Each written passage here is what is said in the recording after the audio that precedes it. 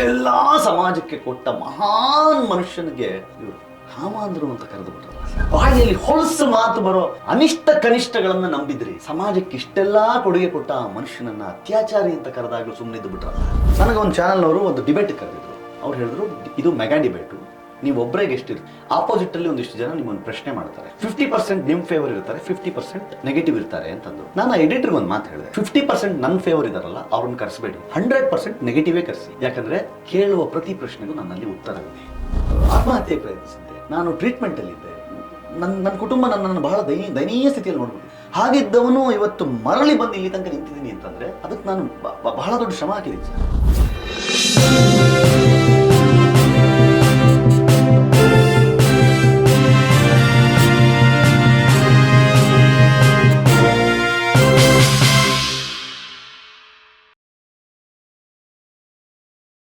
ನಮಸ್ತೆ, ಬಿ ಗಣಪತಿ ಚಾನಲ್ಗೆ ಸ್ವಾಗತ.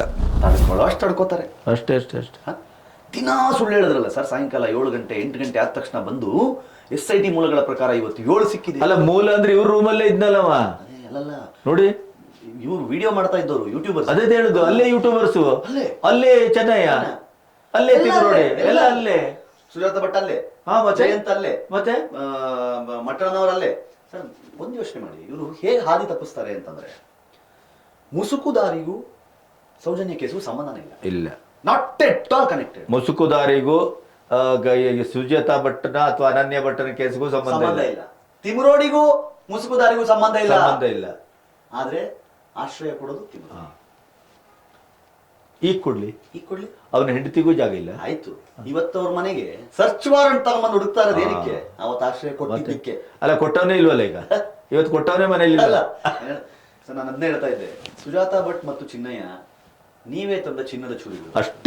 ಅಷ್ಟೇ ಅನುಭವಿಸ್ಲೇಬೇಕೀಗ. ನೀವೇ ತಂದ ಚಿನ್ನದ ಚೂರಿ. ಮತ್ತೆ ಅವರು ಸೃಷ್ಟಿಸಿದ ಪಾತ್ರಗಳೇ ಅವರ ಎದುರು ಬಂದು ಮಾತಾಡ್ತಾ ಇದ್ದಾರೆ. ಇಲ್ಲ ಸರ್, ಇದು ಸೌಜನ್ಯಗೆ ನ್ಯಾಯ ಅನ್ನೋ ಹೆಸರಿನಲ್ಲಿ ಆಕೆಯ ಶೋಲ್ಡರ್ ಮೇಲೆ ಗನ್ನಿಟ್ಟು ಯಾವಾಗ ಧರ್ಮಸ್ಥಳದ ಮಂಜುನಾಥ ಸ್ವಾಮಿಯ ಕಡೆಗೆ ಟ್ರಿಗರ್ ಹೊತ್ತೋಗಿ ಶುರು ಮಾಡಿದ್ರು, ಅಲ್ಲೇ ಇವರು ಅಂತ್ಯ ಸ್ಟಾರ್ಟ್ ಆಯ್ತು. ಆಮೇಲೆ ಭಾಷೆ ಅಂತಂದ್ರಿ ಅದು.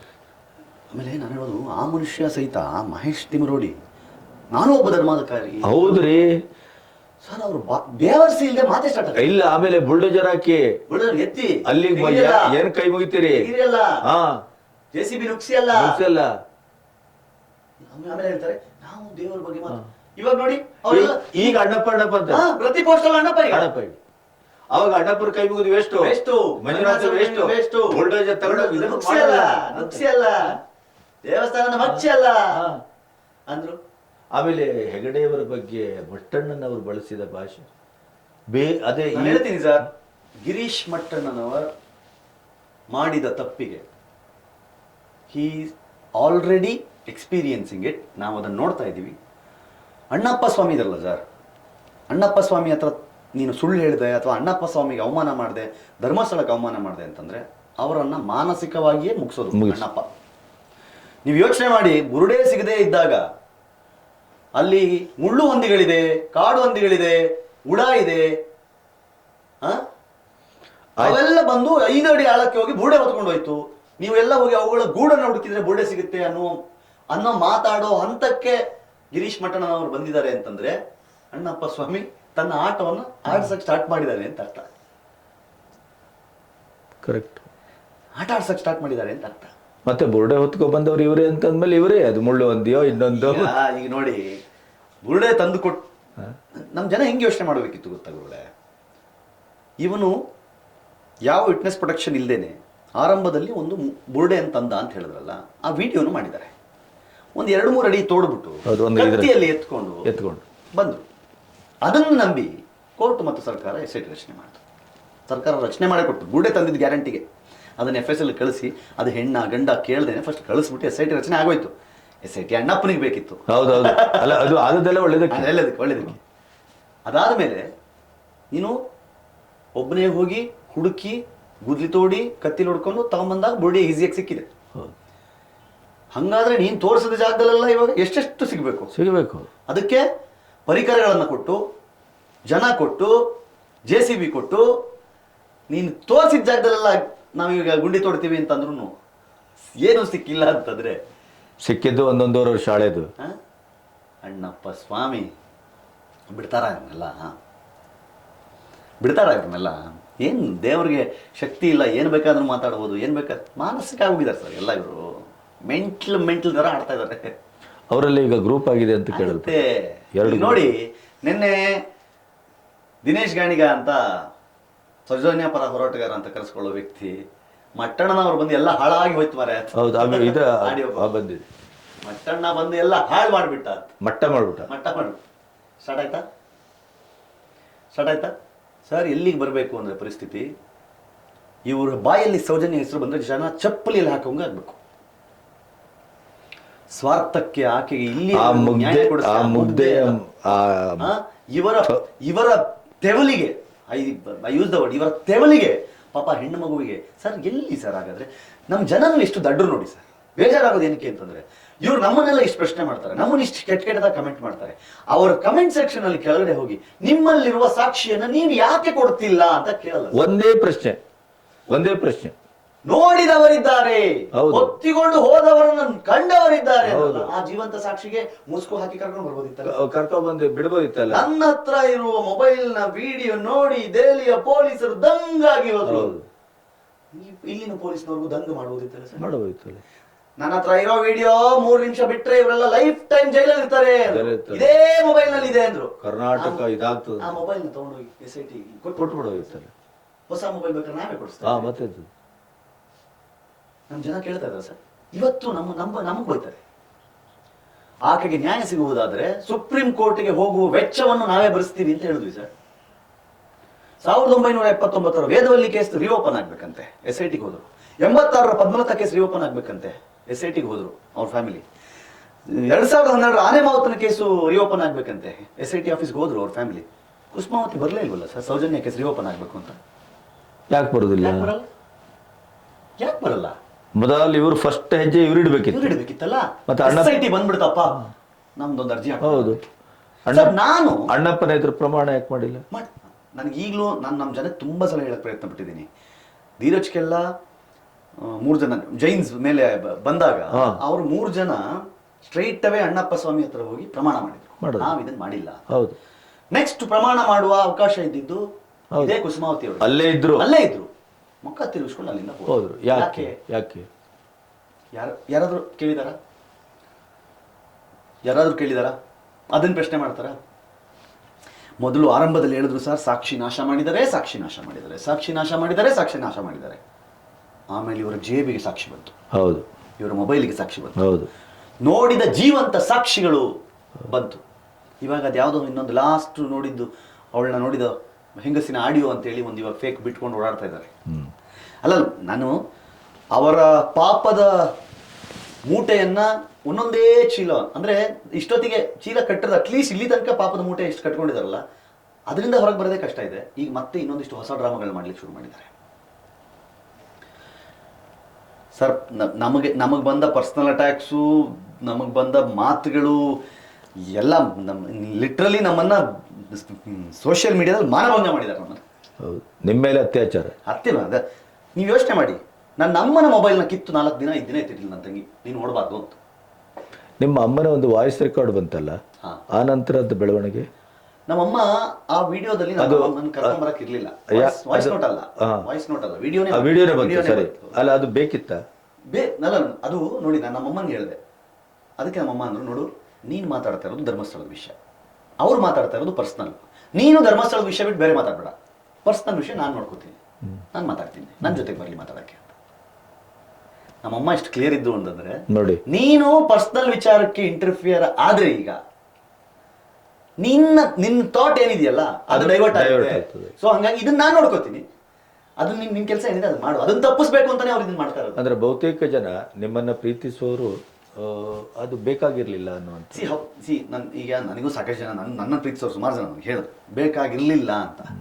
ಬಟ್ ಆದರೆ ನಮ್ಮಮ್ಮನ ಆ ದುಃಖದ ಕಟ್ಟೆ ಎಷ್ಟು ಒಡೆದಿತ್ತು ಅಂತಂದರೆ, ಆ ತಾಯಿ ಅನುಭವಿಸಿದ ನೋವಿದೆಯಲ್ಲ ಆ ಒಂದು ಪೀರಿಯಡ್ನಲ್ಲಿ, ಕರೆಕ್ಟು, ಅದು ನಾವು ನೋಡಿದ್ವಿ. ಮಳೆಗೆ ಮುರಿದು ಬಿದ್ದ ನನ್ನ ಮನೆಯ ಕೆಳಗಡೆ 2 ಮಕ್ಕಳನ್ನ ಸೆರಗಲ್ಲಿ ಹಾಕೊಂಡು ನಮ್ಮಮ್ಮ ಒದ್ದಾಡಿದ್ದನ್ನು ನಾವು ನೋಡಿದ್ವಿ. ಆಕೆ ಇವತ್ತು ಏನೋ ಮಕ್ಕಳಿಗೆ ಒಬ್ಬ ಮಗನನ್ನು ಈ ಹಂತಕ್ಕೆ ತಗೊಂಡ್ಬಂದು ನಿಲ್ಲಿಸಿದ್ದಾರೆ. ಇನ್ನೊಬ್ಬ ಮಗ ಡಾಕ್ಟರೇಟ್, ಮೊನ್ನೆ ಅವನಿಗೆ PhD ಇದಾಯಿತು. Very good. ಅವನು ಪ್ರತಿಷ್ಠಿತ ಕಾಲೇಜಿನ ಲೈಬ್ರರಿಯನ್ನು. ಇನ್ನೊಬ್ಳು ಮಗಳನ್ನ ಅವರ ಹಸ್ಬೆಂಡ್, ಅವಳು ಲವ್ ಮ್ಯಾರೇಜು, ಬಟ್ ಅವ್ರ ಹಸ್ಬೆಂಡು ಪ್ರತಿಷ್ಠಿತ ಚಾನಲ್ನಲ್ಲಿ ವಿಡಿಯೋ ಎಡಿಟರ್ ಆಗಿ ಕೆಲಸ ಮಾಡ್ತಾರೆ. ಅವಳು ಟೀಚರ್ ಆಗಿದ್ಲು, ಈಗ ಸ್ವಂತ ಹೋಟೆಲ್ ಬಿಸ್ನೆಸ್ ಮಾಡ್ತಾ ಇದ್ದಾಳೆ. Very good. ಅಂದರೆ ನಮ್ಮ ಬದುಕನ್ನು ಕಟ್ಟಿಟ್ಟ ನನ್ನಮ್ಮ ಈ ಸಮಯದಲ್ಲಿ ದೇವರ ಪರ ನಿಂತ ಕಾರಣ ಕಣ್ಣೀರು ಹಾಕ್ಬೇಕಾದ ಪರಿಸ್ಥಿತಿ ಬಂದ್ಬಿಡುತ್ತಲ್ಲ ಅನ್ನೋ ಬೇಜಾರಿತ್ತು ನನಗೆ. ಕರೆಕ್ಟ್. ಅದು ಹೊಟ್ಟೆ ಉರಿಯಲ್ಲಿ ನಮ್ಮ ಅಮ್ಮ ಬಂದು ಕೂತಿದ್ದು, ಒಳಗಿದ್ದ ಬೆಂಕಿಯ ಕಾವದು. ವಿಷಯ ಇಟ್ಕೊಂಡು ನಾನು ಹೇಳ್ತೀನಲ್ಲ, ನನಗೆ ಒಂದು ಚಾನಲ್ನವರು ಒಂದು ಡಿಬೇಟ್ ಕರೆದಿದ್ರು. ಅವ್ರು ಹೇಳಿದ್ರು, ಇದು ಮೆಗಾ ಡಿಬೇಟು, ನೀವು ಒಬ್ಬರೇ ಗೆಸ್ಟ್ ಇರ್ತೀರಿ, ಆಪೋಸಿಟಲ್ಲಿ ಒಂದಿಷ್ಟು ಜನ ನಿಮ್ಮನ್ನು ಪ್ರಶ್ನೆ ಮಾಡ್ತಾರೆ, 50% ನಿಮ್ಮ ಫೇವರ್ ಇರ್ತಾರೆ, 50% ನೆಗೆಟಿವ್ ಇರ್ತಾರೆ ಅಂತಂದರು.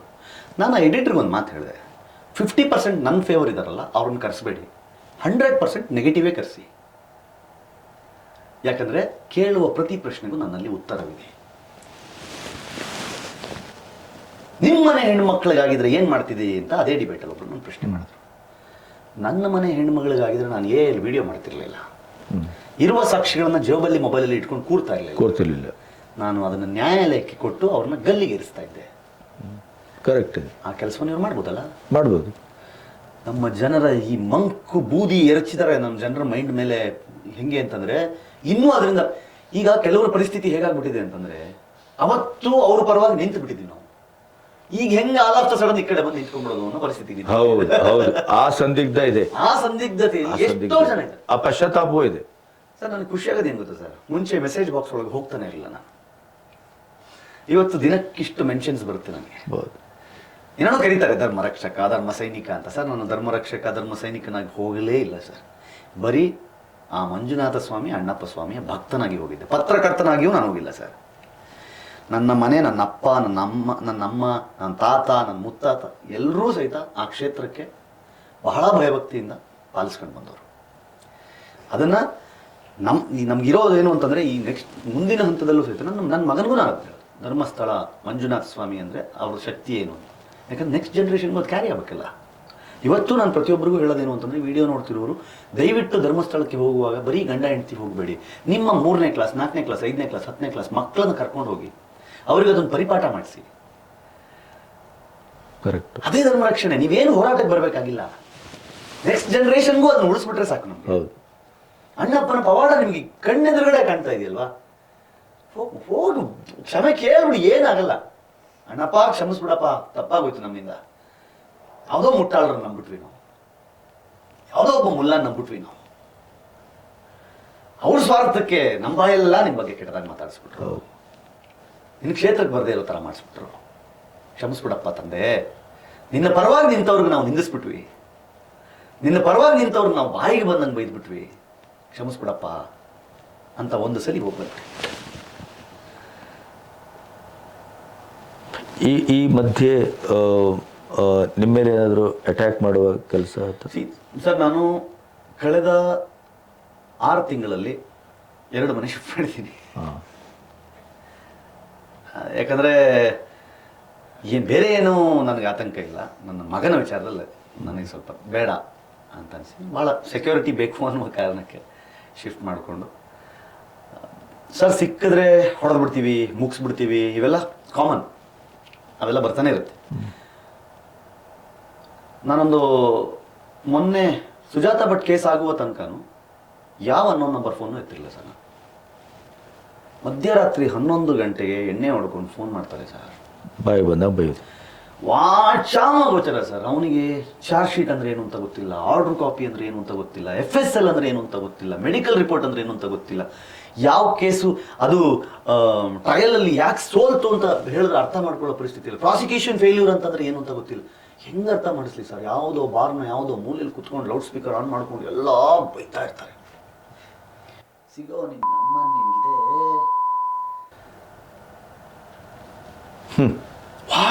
ಬಾಯಿಗೆ ಬಂದಿತ್ತು.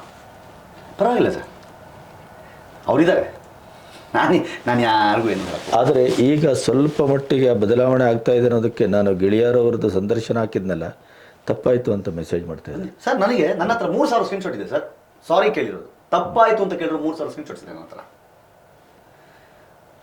ಬರುತ್ತಲ್ಲ, ಸಾರಿ ಕೀರ್ತಿ ಅವರೇ, ನಿಮ್ಮ ಬಗ್ಗೆ ತಪ್ಪಾಗಿ ಅರ್ಥೈಸ್ಕೊಂಡಿದ್ದೆ, ಕ್ಷಮಿಸಿಬಿಡಿ. ಧರ್ಮಸ್ಥಳದ ಅಭಯ ಎಷ್ಟಿತ್ತು ನಿಮಗೆ?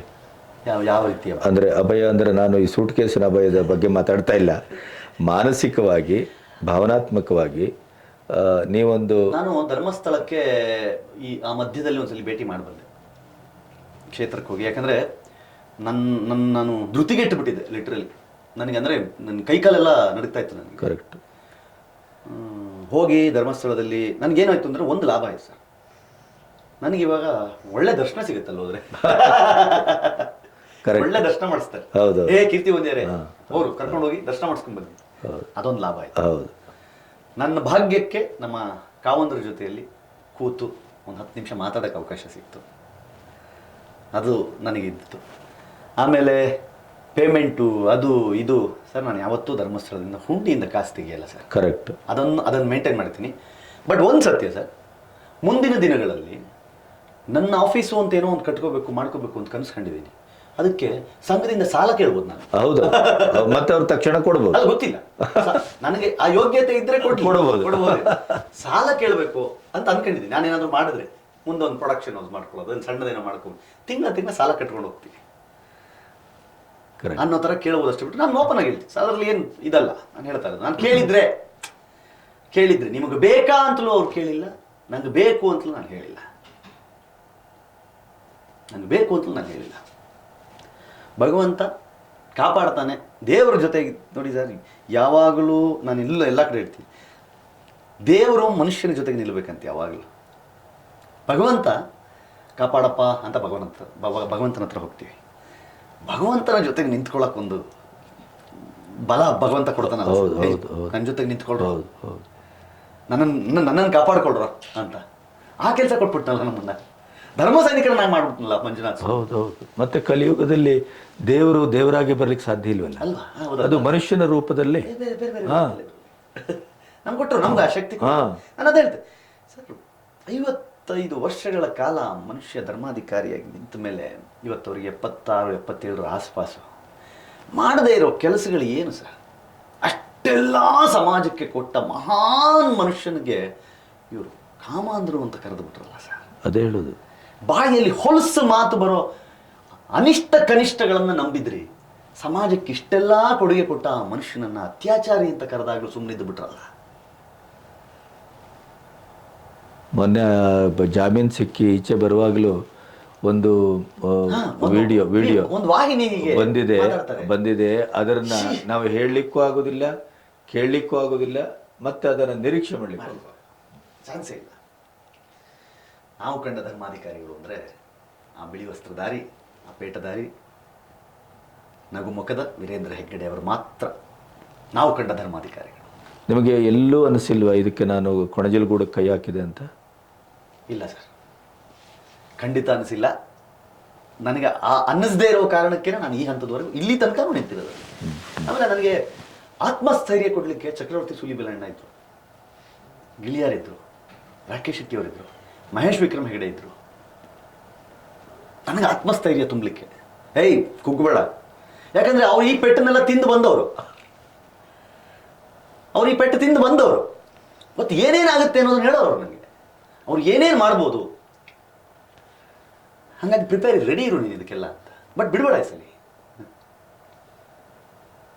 ಕರೆಕ್ಟ್. ಸೊ ಆ ಆತ್ಮಸ್ಥೈರ್ಯ ನನ್ನನ್ನು ಸ್ವಲ್ಪ ಗಟ್ಟಿಯಾಗಿ ನಿಲ್ಲೋ ಥರ ಮಾಡ್ತು. ನಿಂತೆ ಸರ್. ಆಮೇಲೆ ನನ್ನ ಕುಟುಂಬದ ಸಪೋರ್ಟ್ ಭಾಳ ದೊಡ್ಡ ಮಟ್ಟದಲ್ಲಿದೆ, ಅದು ನನಗೆ ಭಾಳ ಭಾಳ ಇಂಪಾರ್ಟೆಂಟ್. ಅದು ಈ ಸಮೀರ್ನನ್ನ AI ವಿಡಿಯೋವನ್ನು ಸಾರ್ವಜನಿಕರು ಮುಗ್ಧವಾಗಿ ನಂಬಿದರು, ಆಯಿತು.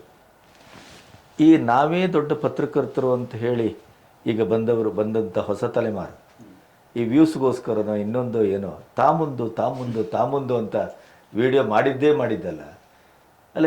ಇದು ಏನು ಅನ್ನಿಸ್ತದೆ? ಧರ್ಮಸ್ಥಳದ ವಿಷಯವನ್ನು ಇವರು ಕ್ಷೇತ್ರದ ಮೇಲಾಗುತ್ತಿರುವ ಆಪಾದನೆ ಅಂತ ತಗೊಳ್ಳೋ ಬದಲು ಸೈದ್ಧಾಂತಿಕವಾಗಿ ತಗೊಂಡ್ಬಿಟ್ರು. ಕೆಲವರು ಸಮಸ್ಯೆ ಆಗಿದ್ದಲ್ಲಿ ಧರ್ಮಸ್ಥಳದ ವಿಷಯನ ಐಡಿಯಾಲಜಿಕಲ್ ಡಿಫರೆನ್ಸ್ ಕನೆಕ್ಟ್ ಮಾಡಬಾರ್ದಾಗಿತ್ತು.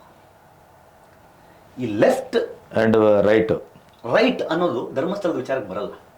ನಾನು ಹೇಳ್ತೀನಿ ಸರ್, ನನಗೆ ಇಡೀ ಹೋರಾಟದಲ್ಲಿ ನಿಜವಾದ ಹೋರಾಟಗಾರ ಯಾರು ಗೊತ್ತಾ ಸರ್? ಇಡೀ ಹೋರಾಟದಲ್ಲಿ ನಿಜವಾದ ಹೋರಾಟಗಾರ, ನಿಜವಾದ ಬಲ, ನಮಗೆ ನಮ್ಮ ಭುಜಬಲವನ್ನು ಗಟ್ಟಿಗೊಳಿಸಿದವರು ಮಾನ್ಯ DCM DK ಶಿವಕುಮಾರ್ ಅವರು.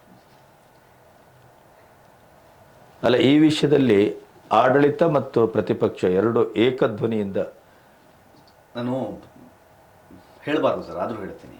ಇವತ್ತು ಆಗ್ತಾ ಇದೆ, ರ್ಯಾಲಿಗಳಾಗ್ತಾ ಇದೆ, ಜನ ಬಂದು ನಿಲ್ತಾ ಇದ್ದಾರೆ, ಭಾಳ ಸಂತೋಷ ಸರ್. ನಾವು ಧೃತಿಗೆಟ್ಟು ಮಂಡಿ ಯೂರಿದಾಗ ನನಗೆ ಪರಿಚಯ ಇರುವ ಕೆಲವ್ರಿಗೆ ಫೋನ್ ಮಾಡಿಕೊಂಡು, ಸರ್ ಒಂದು 4 ನಿಮಿಷ ಮಾತಾಡೋದು ವಿಡಿಯೋ ಕಳಿಸಿ. ಇಲ್ಲ ಯಾರೂ ಬರಲಿಲ್ವೇ?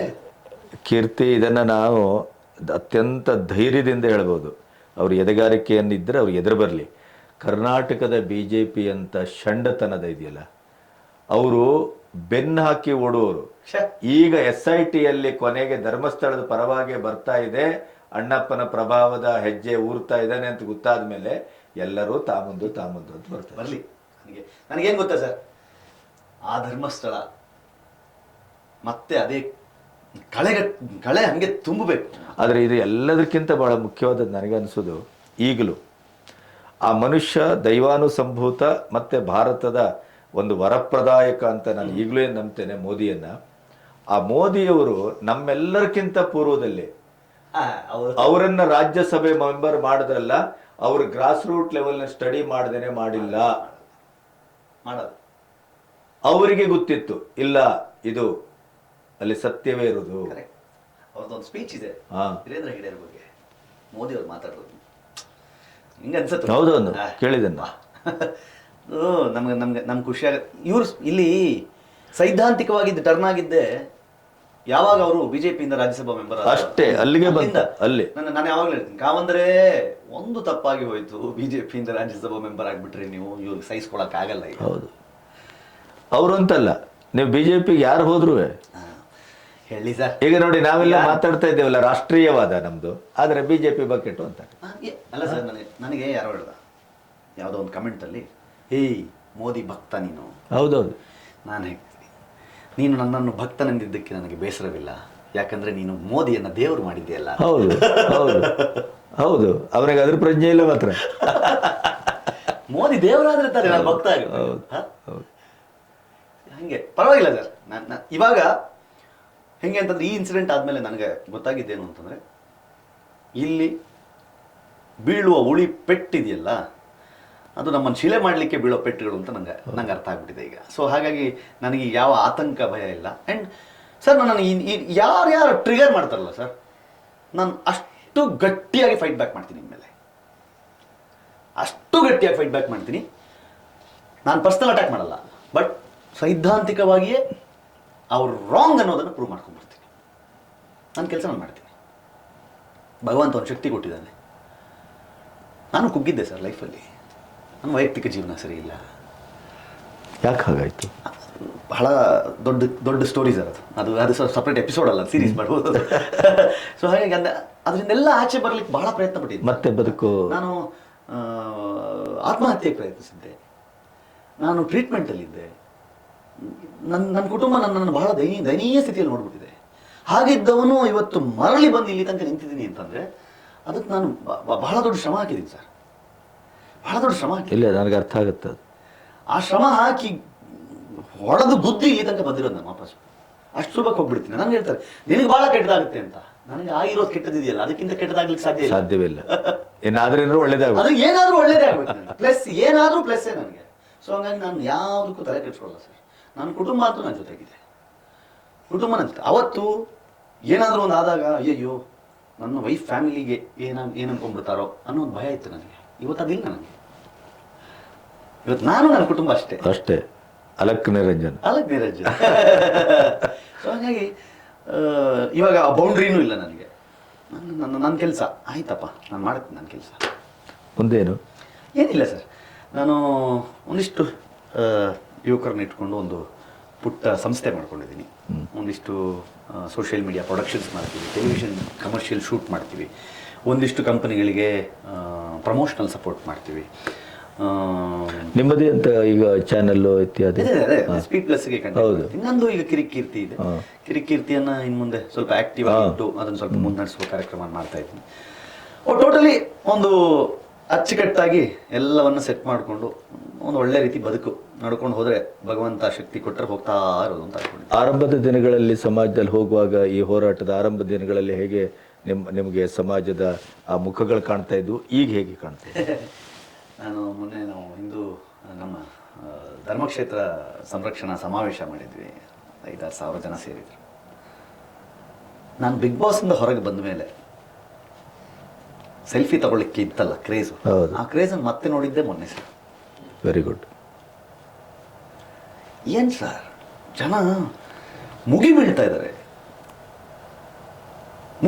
ನನಗನ್ನಿಸ್ತು ಅಯ್ಯಪ್ಪ ನನ್ನಪ್ಪ ಏನಪ್ಪ ನಿಂಗೆ ಲೀಲೆ, ನೀನೇ ಕರೆಸ್ಕೋತೀಯ, ಕರೆಕ್ಟ್, ನೀನೇ ಕಷ್ಟ ಕೊಡ್ತೀಯ, ನೀನೇ ಬಯಸ್ತೀಯ, ನೀನೇ ನೋಯಿಸ್ತೀಯ, ನೀನೇ ಕಂಟಿನ್ಯೂ ಹೋಗಿ ಮಾಡ್ತೀಯ, ಎಲ್ಲ ನೀನೇ ಕೊಟ್ಬಿಡ್ತೀಯ ಲಾಸ್ಟಲ್ಲಿ. ಅದೇ ಮಹಿಮೆ, ನೀನೇ ಕೊಟ್ಬಿಡ್ತೀಯಲ್ಲ ಎಲ್ಲವನ್ನು. ನಿಜವಾಗ್ಲೂ ಸರ್ ಗೊತ್ತಿಲ್ಲ, ಭಗವಂತ ಅವ್ರನ್ನ ನಂಬಿದ್ದಕ್ಕಷ್ಟೇ ನಾನು ಉಳಿಸ್ಕೊಡ್ತೀಯಾರೋ ಏನೋ ಗೊತ್ತಿಲ್ಲ, ಬಟ್ ಆಶ್ಚರ್ಯ. Wish all the best. Thank you. ಒಳ್ಳೆಯದಾಗಲಿ. ವೀಕ್ಷಕರೇ, ಇಲ್ಲಿಯವರೆಗೆ ಕಿರಿಕೀರ್ತಿ ಅಂತ ಅಡ್ಡ ಹೆಸರು, ನಾನು ಇದನ್ನು ಅವರ ಧನಾತ್ಮಕವಾಗಿ ಬಳಸ್ತೇನೆ. ಯಾರಿಗೆ ಕಿರಿಕ್ ಮಾಡಬೇಕಿತ್ತೋ ಅದನ್ನು ಅವರು ಸ್ಪಷ್ಟವಾಗಿ ಮಾಡಿದ್ದಾರೆ ಮತ್ತು ಅದನ್ನು ಅನುಭವಿಸಿದವರು ಇವತ್ತು ನಮ್ಮ ಎದುರು ಕಿರಾತರಾಗಿ ನಮ್ಮ ಎದುರು ಕಣ್ಣೆದುರು ನಿಂತಿದ್ದಾರೆ. ಬಹಳ ದೊಡ್ಡ ಒಂದು ಆ ಶ್ರದ್ಧಾ ಸಂಸ್ಥೆಯನ್ನು ಮುಗಿಸೇ ಬಿಡ್ತೇವೆ ಅನ್ನುವಂಥ ಪಂಥಾವನದಲ್ಲಿ ಹೊರಟಂಥ ಈ ನಕಲಿ ಗ್ಯಾಂಗು ಇವತ್ತು ತಮ್ಮ ಮೂಲ ಸ್ವರೂಪದಲ್ಲಿ ಬೆತ್ತಲಾಗಿ ನಿಲ್ಲುವುದಕ್ಕೆ ಕಾರಣೀಕರ್ತರಾದಂಥ ಬಹಳ ಮುಖ್ಯವಾದಂಥ ಕೆಲವು ತಲೆಗಳಲ್ಲಿ ಕಿರಿಕೀರ್ತಿ ಅತ್ಯಂತ ಪ್ರಾಮಾಣಿಕವಾಗಿ ಮತ್ತು ಬಹಳ ಟಾರ್ಗೆಟೆಡ್ ಆಗಿ ಕೆಲಸ ಮಾಡಿದರು. ಅವರ ಒಳಗಿನ ನೋವೇನು ಅನ್ನೋದನ್ನು ನಿಮ್ಗೆ ಹೇಳಬೇಕಾಗಿತ್ತು. ಯಾಕೆಂದರೆ ನಾಳೆ ಇದು ತುಂಬ ಜನರಿಗೆ ಪಾಠ ಆಗಬೇಕು. ಅಡಿಯ ಮುಂದಿಡೆ ಸ್ವರ್ಗ ಅಂತ ನಾವೇನು ಹೇಳ್ತೇವೆ, ಯಾವ ಕಾರಣಕ್ಕೂ ಅಡಿಯ ಹಿಂದಿಡಬಾರ್ದು. ಅದು ಏನಾಗತ್ತೋ ಒಂದ್ಸರಿ ನಡೆಯುವನಲ್ಲದೆ ಕುಳಿತವ ನೆಡುವನೆ ಅಂತ ನಡೀತಾ ಇರಬೇಕು. ಅಲ್ಲಲ್ಲಿ ಬಂದ ಎಡವುವಿಕೆಯನ್ನು ಸಹಿಸಬೇಕು. ಆಮೇಲೆ ನಿಮಗೆ ಮನುಷ್ಯನ ಕೃಪೆ ಮತ್ತು ವಿಶ್ವಾಸ ಸಿಗ್ತದೋ ಇಲ್ವೋ ನಂಗೆ ಗೊತ್ತಿಲ್ಲ, ಆದರೆ ದೈವ ಕೃಪೆ ಮತ್ತು ಶ್ರದ್ಧೆಗೆ ಸಿಗುವಂಥ ಫಲ ಇದೆಯಲ್ಲ ಅದು ಶಾಶ್ವತವಾದದ್ದು ಅನ್ನೋದಕ್ಕೆ ಕಿರಿಕೀರ್ತಿ ಇವತ್ತು ನಮ್ಮ ನಿಂತಿದ್ದಾರೆ. ದಕ್ಷಿಣ ಕನ್ನಡದ ಮಣ್ಣಿನ ಗುಣ ಅದು. ನಾವು ಯಾವಾಗಲೂ ನಮ್ಮ ಶ್ರದ್ಧೆ ಇದೆಯಲ್ಲ ಅದು ಸತ್ಯದ ಶ್ರದ್ಧೆ. ಅದು ನಾವು ದೇವರನ್ನ ಮತ್ತು ದೈವವನ್ನು ಎರಡು ಏಕಕಾಲದಲ್ಲಿ ನಂಬ್ತೇವೆ. ನಾವು ಎಲ್ಲಾದರೂ ಸುಳ್ಳು ಹೇಳ್ಬೋದು, ಆದರೆ ಆ ಕ್ಷೇತ್ರದಲ್ಲಿ ಆ ನೆಲೆಯಲ್ಲಿ ಮತ್ತೆ ಬದುಕು ಅಂತ ಬಂದಾಗ ನಾವು ಅಲ್ಲಿ ಯಾವತ್ತೂ ತಪ್ಪುಗಳನ್ನು ಮಾಡುವುದಿಲ್ಲ. ಅದೇ ಶ್ರದ್ಧೆ ನಂಬಿಕೆಯಲ್ಲಿ ಇವತ್ತು ಸಿನಿಮಾ ರಂಗಕ್ಕೂ ಕೂಡ ಸಾವಿನ ದವಡೆಯಲ್ಲಿ ನಿಂತಾಗಲೆಲ್ಲ ಮರು ಹುಟ್ಟು ಕೊಟ್ಟವರು ದಕ್ಷಿಣ ಕನ್ನಡದ ಹುಡುಗರು. ಇದನ್ನು ಹೇಳಿದ ತಕ್ಷಣ ನಾವು ನಮ್ಮವರನ್ನ ಪ್ಯಾಂಪರ್ ಮಾಡ್ತೇವೆ ಅಂತ ಹೇಳ್ತೀರಿ, ಆದರೆ ನಮ್ಮ ಜಿಲ್ಲೆಯಲ್ಲಿ ಅಂಥ ಒಂದು ಕ್ಷೇತ್ರವೂ ಇದೆ, ಅಂಥ ಮನಸ್ಸು ಇದೆ. ಅದಕ್ಕೆ ನಮ್ಮ ಕೀರ್ತಿಯು ಒಂದು ಸಾಕ್ಷಿ ಪ್ರಜ್ಞೆ ಅಂತ ನಾನು ಭಾವಿಸ್ತೇನೆ. ಅವನಿಗೆ ಅಭಿನಂದಿಸ್ತಾ ಅವನಿಗೆ ಒಳ್ಳೆಯದಾಗಲಿ ಅಂತ ಹೇಳ್ತಾ, ಪತ್ರಿಕೋದ್ಯಮಕ್ಕೂ ಕೂಡ ಹೊಸ ಆಯಾಮಗಳನ್ನು ತನ್ನ ಇಡೀ ಹೋರಾಟದ ಮೂಲಕ ಕೊಟ್ಟಿದ್ದಾನೆ. ಯಾಕೆಂದರೆ ಇವತ್ತು ಸಂಶೋಧನಾತ್ಮಕವಾದಂಥ ಯಾವ ಪ್ರವೃತ್ತಿಯೂ ಇಲ್ಲ. ನಾವು ಬರೆಯುವ ಮೊದಲು ಹುಡುಕ್ತಾ ಇದ್ದೆವು. ಆವಾಗ ನಮಗೆ ಇಂಟರ್ನೆಟ್ಟು ಇಲ್ಲ, ಇನ್ನೊಂದಿಲ್ಲ, ಮಗದೊಂದಿಲ್ಲ, ಎಲ್ಲೋ ಎನ್ಸೈಕ್ಲೋಪೀಡಿಯಾ ಅದು ಇದು ಇಷ್ಟೇ ಇರೋದು. ಆದರೆ ಇದರ ಮುಂದುವರೆದ ಭಾಗವಾಗಿ ಈ ಹುಡುಗರು ಭಾಳ ಚೆನ್ನಾಗಿ ಕೆಲಸ ಮಾಡ್ತಾ ಇದ್ದಾರೆ. ಅದು ಮುಂದುವರಿಲಿ ಅಂತ ಆಶಿಸ್ತೇನೆ. ನಮಸ್ತೆ. ಧನ್ಯವಾದ. Thank you. ಧನ್ಯವಾದಗಳು.